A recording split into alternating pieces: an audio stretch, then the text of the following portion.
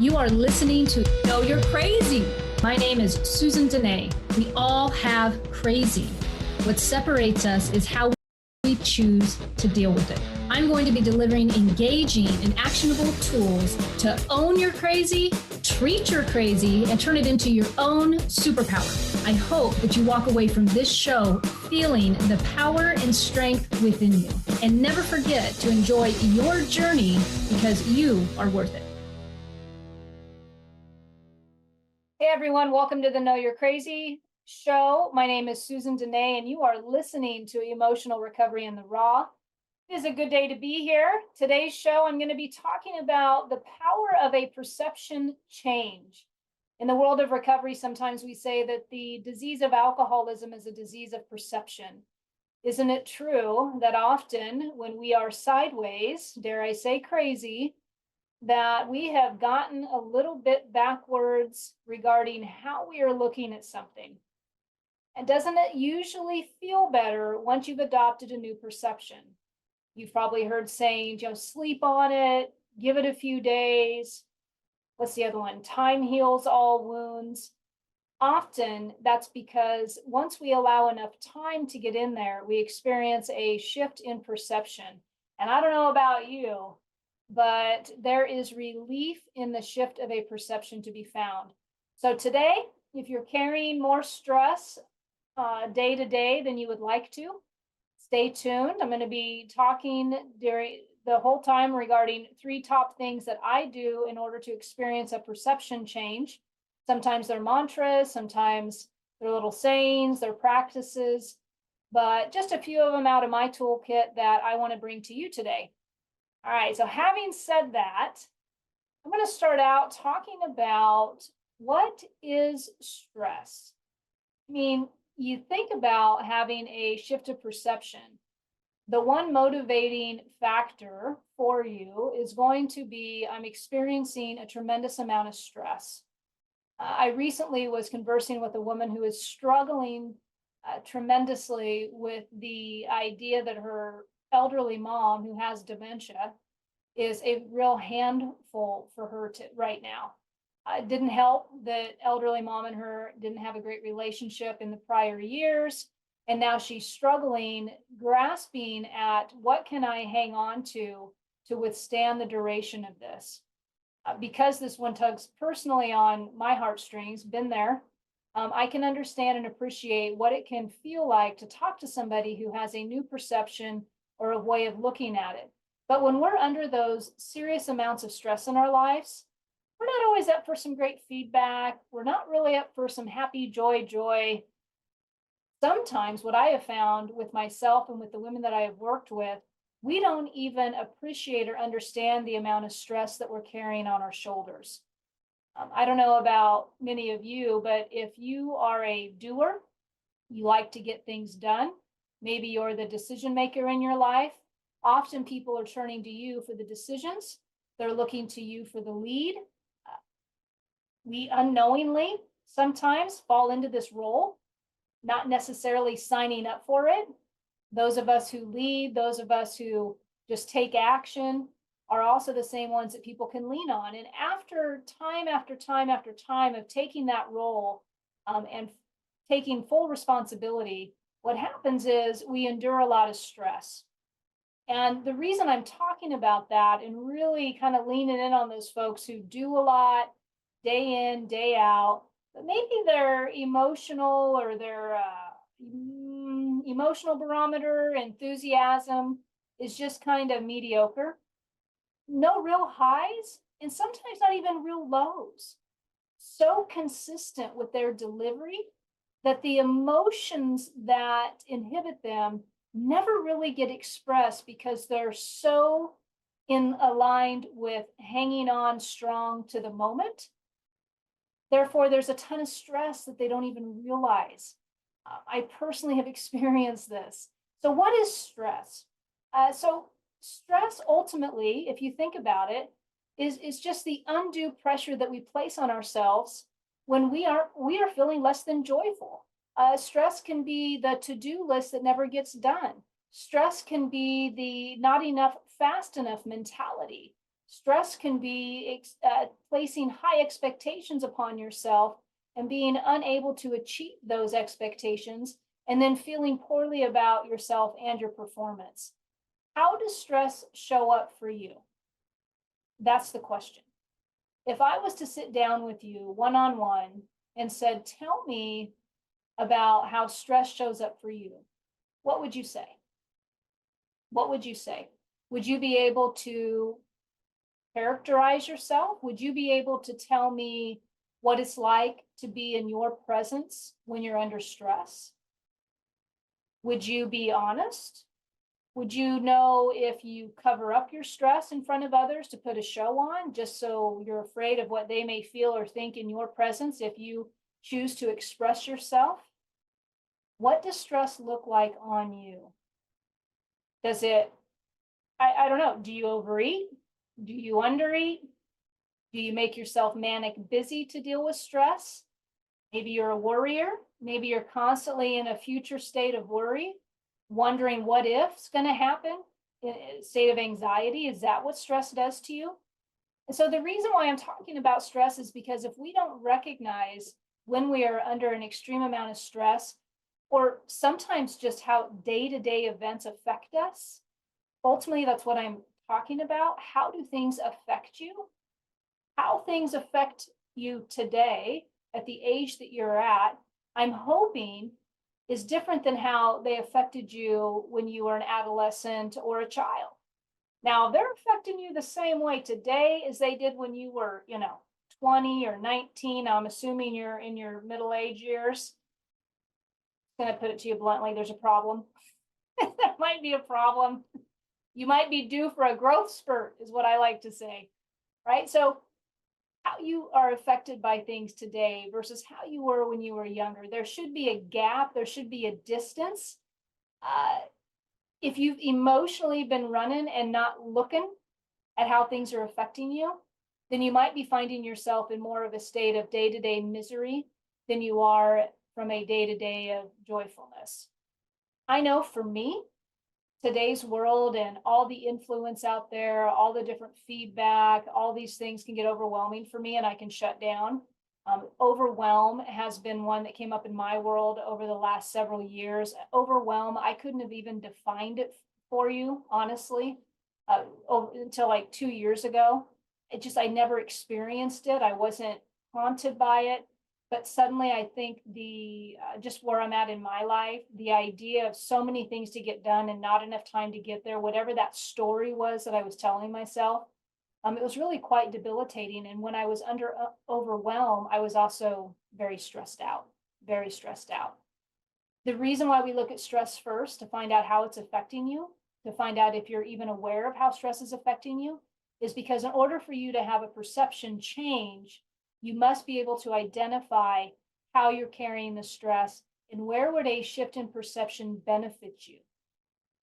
Is the routine that you hold every day, maybe weekly, is it working for you? Is it working for you? There's been a few clients over the years that I've worked with that have really struggled in different areas, specifically professionally, to let go, to experience less stress, to change up the schedule, to do things, So is that you today? Sometimes the changing of the routine is at home. Someone's unwilling to really take action. I just got to tell you, because I'm so action oriented, I mean, I really am. I was actually kind of surprised. I was looking at some of my creativity over the last couple years. And I got to tell you, folks, these last few years, they were brutal in my mind, brutal in my mind. And when I was looking through the different things that I had posted or videos I had done, or just personal things, what we had done, just projects, things like that I had accomplished, I was really quite amazed. I was glad I saw it because it was just this morning when I was doing this review, when I thought to myself, wow, my perception's really been off. Here I've been kind of shaming myself already, over these last couple of years, and really kind of dogging myself for not being enough or not accomplishing enough. Yet when I look through, I've actually done quite a bit of stuff. And I bet you've done quite a bit of stuff. I bet you've taken charge in your life in a lot of different ways. Are you giving yourself credit for those things? That brings me to perception, maybe a way to change the perception right now for you. And that is number one, are you giving yourself enough credit? Are you giving yourself enough credit? What if you said to yourself, I'm going to start giving myself more credit? I'm going to start acknowledging everything I did. I once worked with a client who constantly looked at the glass half empty. We would get on a phone call, and it was about really countering all the negativity that this individual had already amped up. And it was almost like they had been packing it all in there, waiting to get on the call. And it was amazing to me how anything that would be suggested was always immediately turned backwards. And so what I would have them do, and I would suggest this is a great exercise, is start to look at things that you've accomplished during the day versus what you have not accomplished. That's a little trick I use. And so the perception of yourself will start to become higher. Like you'll feel better about yourself once you start to see the projects or the activities that you've accomplished, especially for you entrepreneurs out there. I was just talking to a woman yesterday who has a personal family matter going on, and she said, I just can't seem to get to my business. Now, what I know, and I didn't have an opportunity to speak with her very long, but what I know usually about an overachiever and somebody who's really the task master, what I said, like you're the one people go to, you're the one that's the decision maker in the household, that your mediocre is actually like times 10. And if you were full steam, it'd be times 20 or 30, but it's not normal. So when you back off and you do less than say you think you should, you actually sometimes judge yourself for being mediocre. And the reality is you're accomplishing quite a bit. So if you're a half cup kind of person, always looking at what is not versus what is, I would give you a little bit of homework assignment. And I would say for today, just today, take a look at what you've accomplished at the end of the day. Just write it all down. Write it all down. What did you accomplish today? Anywhere from making the bed, did you set the doctor's appointment? Did you pick the kid up from school? Maybe you ate healthy lunch today. Did you make the coffee for the household? What else? Did you go to work? Did you come home from work? What kind of stuff did you do at work? Did you talk to people? Did you have meetings? When you really break it down, you will discover that you are accomplishing a lot more than you think. A lot more than you think. All right, so idea number one to shift the perception is give yourself more credit. By giving yourself more credit, by really trying to take an unbiased look at what you are accomplishing or what you're achieving every day in a good way. I'm not talking about a egotistical, go kill them and knock them all out. I'm just take a look at what you're benefiting, the accomplishments that you're making, so that you can allow yourself to benefit from looking at that versus looking at what's not. It'll make you feel better. At least I think it will. It makes me feel better. All right, what's number two? So this one came up, and I don't know if I'll get stuck on number two till the end of the show, but it's a big one. And I was kind of debating, is this a shift in perception or is this a practice? The question that came up for me when I was talking about this is, what I was thinking about it, do you need to communicate? So is it a perception shift or an idea? Let me elaborate a little bit. Often, if you've heard me talk about the emotional jacket and what it's like to wear another person's emotions, what it's like to read the room before they say anything, what it's like to be somebody who thinks they know what the other person may or may not do, who's really often quite intelligent. Ultimately, it can be almost a form of another form of codependency gone bad. It's the best way I can put it. But you can wear a lot of people's emotional jackets. You can wear your kid's emotional jacket. You can wear your spouses, your partners, your bosses, your, hell, the guy bagging groceries at the store. Sometimes you might wear so many emotional jackets, you've actually labeled yourself as being an empath. Sorry, just going to say it like I think it. But really, the reality is sometimes we attach too much to folks. Often what I have found in working with people who suffer in this area, and a lot of us all, I believe we're all codependent. depending on to what degree or not, just kind of also will depend on how much work you've done around it, how much looking at your relationships and the quality of those relationships you've done. This is really kind of intense work sometimes when you really take a magnifying glass and look at the quality of your relationships. But do you need to communicate? So let's, for example, say that you've got something going on in your life, something is bothering you. And I think a lot of us withhold our voice. I think many of us have things to say, things to communicate, but we don't know how to verbalize it. And so there's two things that happen. One, if we withhold what we want to talk about and we don't address it, what happens to all that energy? It goes in. It goes in. Every single judgment, every single comment, every single hurt feeling. Where's the expression at? Are you expressing at all? So do we need to communicate?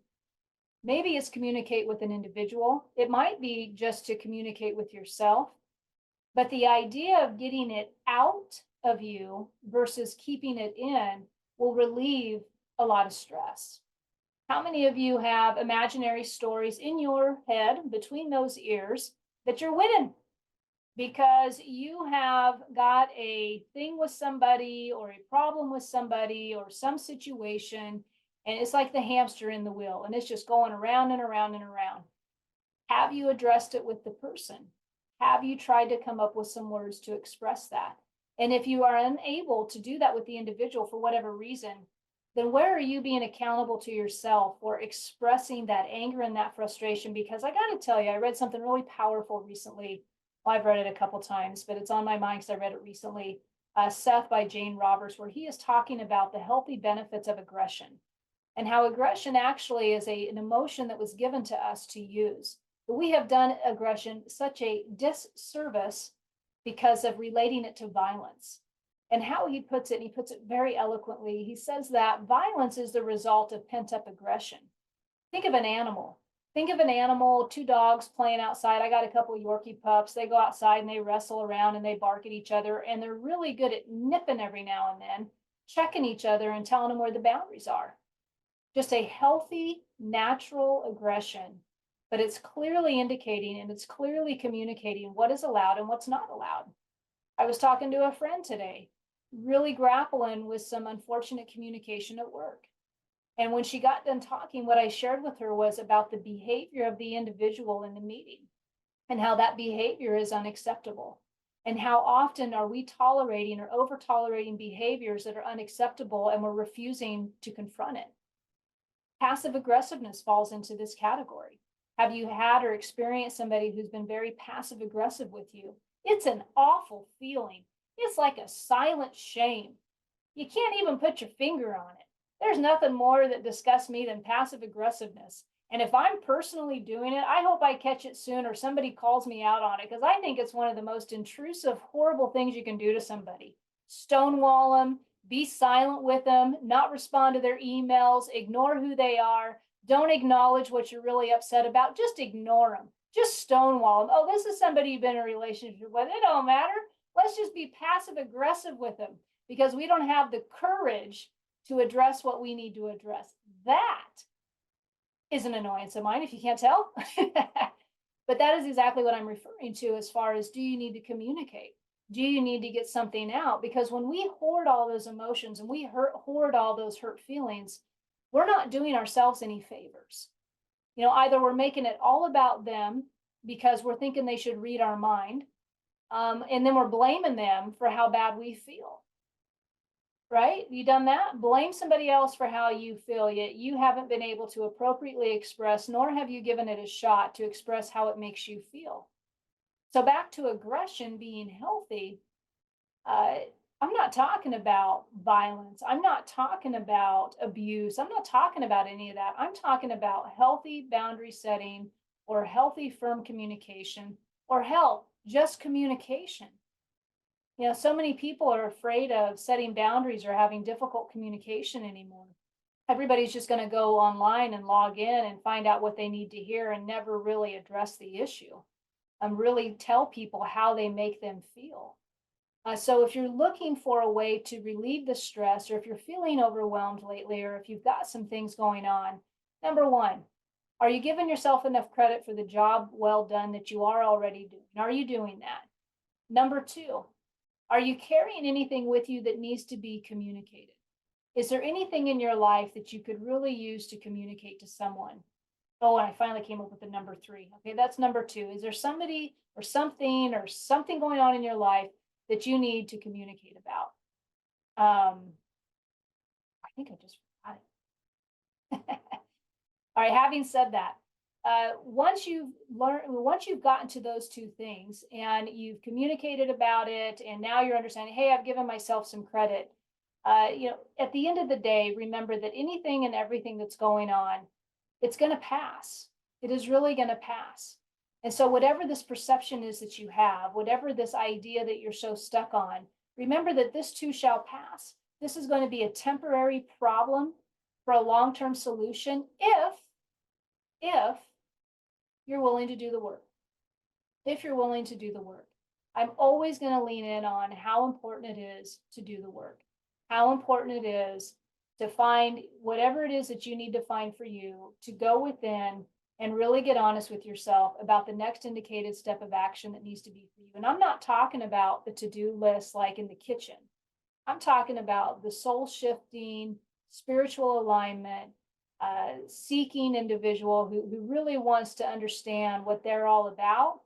And why do we do all this work? So that we can turn around and benefit from the joy, the satisfaction, the fulfillment, the value fulfillment that we experience once we've taken a look within. The power of a shift of perception can literally be a spiritual experience. It's the difference from going from, like, for example, somebody gets sober. They drink, and drug addicts get sober, alcoholics get sober. I mean, really get sober, stay sober, no marijuana maintenance program going on here. Like, you're sober, okay? Maybe some caffeine, maybe some nicotine, all right? But no hard drugs, no alcohol. I always like to clarify that. That's my opinion. You're not doing shrooms on the side, all right? You're sober. You're not looking for anything to give you the spiritual experience other than your source, okay? That's what I'm talking about. I guess I might have a little bit of opinion behind that. So they get sober.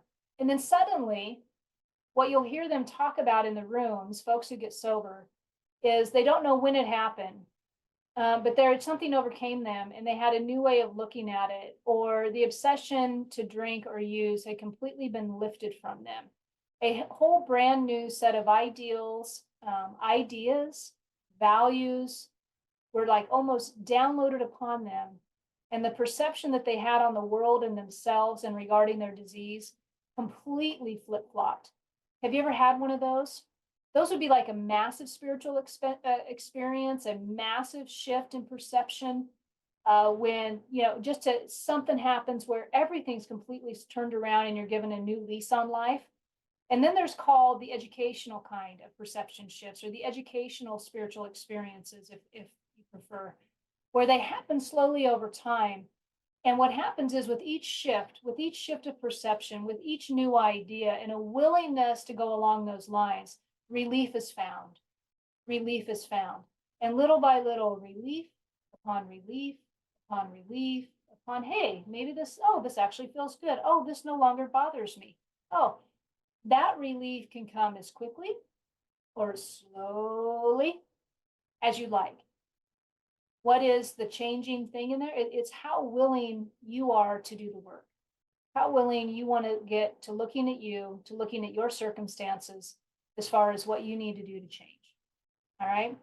So for today's show, I hope that if you're somebody who is under stress, take a look at it. How does stress affect you? What would somebody say if they're in a room with you and you're stressed out? What is your character like? What is your energy like? Do you know? If I was to sit down with you today and say, tell me about your stress and how it shows up for you, what would you tell me? It's important to get to identify it, to understand it, so that it's not continuing to get blocked. Number two, do you need to communicate something to someone? Are you hoarding any hardcore feelings? Are you hoarding any thoughts, any ideas that you need to express to someone? How is your communication with other people? Are you getting it out? Do you need to be heard? Or are you always reading the room, wanting to know and wear everybody else's jacket and trying to arrange the players in the room so that when you communicate, it's going to be all soft and fuzzy and feel good? Be honest with you, communicating is not always soft and fuzzy, nor does it always feel good, but it's worth it because you're worth having your expression. You're worth having some time with somebody to let them know, or a situation know, or an organization know how they're affecting you. You are worth that time on yourself. Every perception shift is going to provide relief. When an old belief gets uplifted, a new idea gets downloaded, relief comes into play. Some of us will call those spiritual experiences. Spiritual experiences are endless. They're everywhere. They're there to be had for you. The more open-minded you are, the more willingness that you apply, the more connected you are to individuals who think and adopt a way of life like this, the more free you're going to be. And so I'm going to wrap up today with this. In your life right now, what is a perception that has been it doesn't have to be a huge holdback, just something you've thought about, maybe it's something that's bugging you. Is there anything going on with you right now that you could use a perception shift? I'll share mine today. I got a couple minutes here and then we're done. I called today. I was taking this online course and I'm trying to figure out what is the situation, right? This kind of goes into that aggression piece I was talking about. And I call and the agent on the phone, I tell her what I'm doing. I tell her what I've accomplished. It takes me, I have to repeat this to her 4 times and she's still putting me on hold and coming back. Now, there's a part of me that could be understanding and compassionate, which I would say I was doing those first 4 times. But then there finally became a moment of her behavior was inappropriate for me, and I got to express that to her. And it was a split second of decision. Either she had a responsibility to find somebody who could answer the question, or find somebody to call me back. But I went ahead and took it upon myself to let her know that we've been on the phone for 10 minutes and that this was obnoxious for me, and that I was going to go and let her go and have an opportunity to call me back. Perception shift. I get off of the phone. I have 2 choices. I can either be upset at myself for telling somebody what I thought needed to happen and that their behavior was affecting me. And quite honestly, I was frustrated with it and it was poor customer service. Now I could beat myself up over that. I could whine about it. I could probably even debate I need to make an amends. Not going to do it. My perception shift today was, you know what? I'm not responsible for everybody's behavior. I'm not responsible for ill training. And then I moved on with my day. Sometimes we have to give ourselves permission to own our thoughts and to own our beliefs. And sometimes if we're still miserable and we can't figure it out, take a look within, find out what's tripping you up, and see if you can have a perception shift, because each perception shift provides relief. And with relief comes all spiritual experiences. And for that, my folks, I am done tonight. And have a great evening. It was good being here. And I will see you next month. Bye. You have been listening to Know You're Crazy. Crazy. And my name is Susan Denee. We are identifying, understanding, and treating your crazy one episode at a time. Tune in to transformationtalkradio.com.